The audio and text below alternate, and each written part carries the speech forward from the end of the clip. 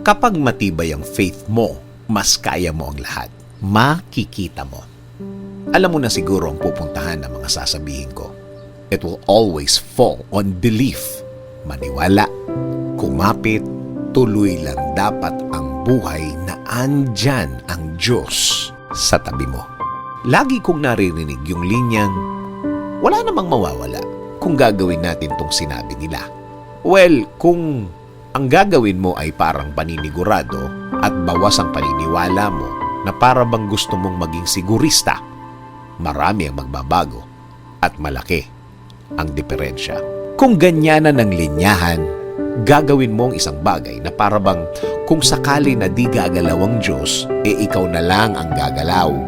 Parang half-baked, parang kalahati lang ang faith mo. Sabi kasi ng Diyos, hindi pwedeng kalahati ang Kanya at kalahati ang sayo. Hindi ganun yun.